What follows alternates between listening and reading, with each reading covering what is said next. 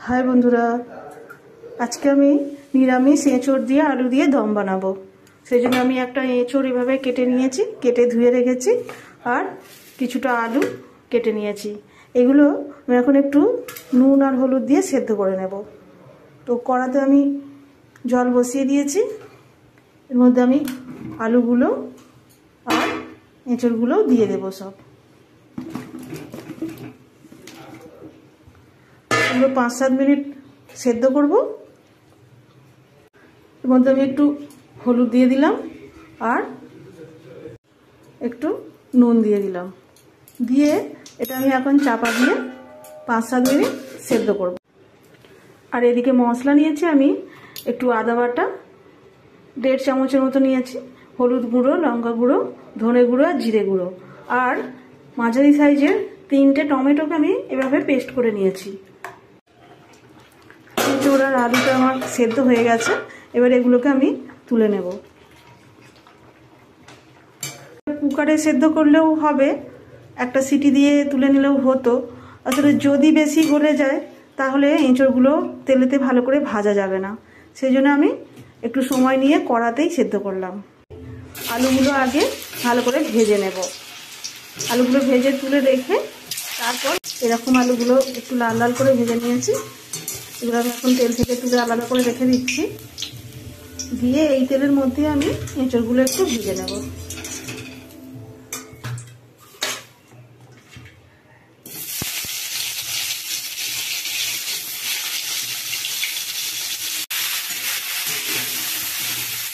এঁচোড়গুলো আমি এরকম ভেজে নিয়েছি, এটা ভাজা হয়ে গেছে।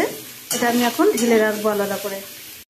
কড়াতে আমি আবারও তেল দিয়েছি, দিয়ে এর মধ্যে আমি 2টো তেজপাতা, একটা শুকনো লঙ্কা আর একটু জিরে, গোটা জিরে আর একটু গোটা গরম মশলা ফোড়ন দেব।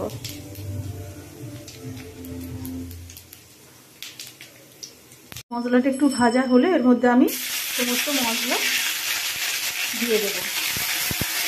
অল্প একটু ভেজে নিয়ে সব গুঁড়ো মশলা আমি এর সঙ্গে দিয়ে দেব, দিয়ে অল্প একটু জল দেব, দিয়ে এই পুরো মশলাটা ভালো করে কষবো।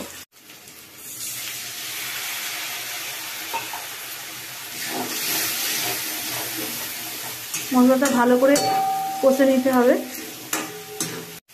এই মশলাটা একটু ভালো করে কষে নিয়ে তারপরে আমি দেবো এতে টমেটো পেস্ট করা। টমেটোটাও কিন্তু ভালো করে কষে নিতে হবে একটু সময় নিয়ে।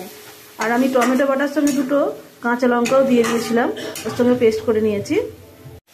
দেখো সব মশলা খুব সুন্দর করে কষে নিয়েছি, একদম শুকনো হয়ে তেলটা দেখা যাচ্ছে। এর মধ্যে আমি ভাজা আলু আর এঁচোড়গুলো দিয়ে কষবো।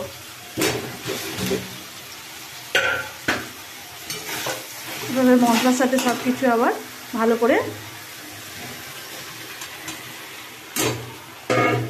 কষতে থাকবো।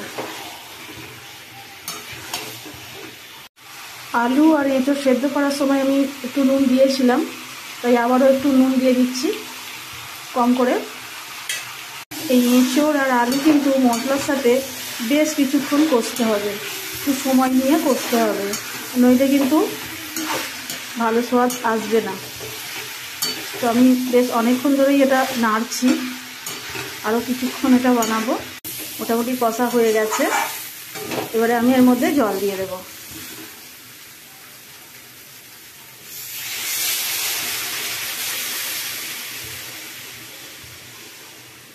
মিডিয়াম জল দেব, খুব বেশি ঝোলও হবে না আবার খুব শুকনো শুকনোও হবে না।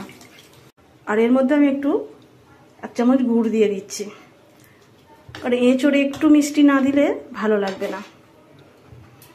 তাই নামাবার সময় আমি একটু গুঁড়ো গরম মশলা দিয়ে দিচ্ছি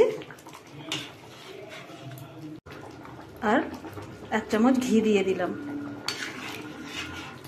এইসব মশলা দিয়ে বানালে পেঁয়াজ রসুনের কোনো দরকারই পড়ে না।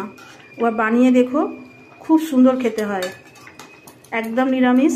দেখে তো মনেই হচ্ছে না এটা নিরামিষ, খেয়েও বুঝতে পারবে না যেটা নিরামিষ, এতটাই ভালো হয়। এখন একদম রেডি আমার এঁচোড় আলুর দম। ধন্যবাদ।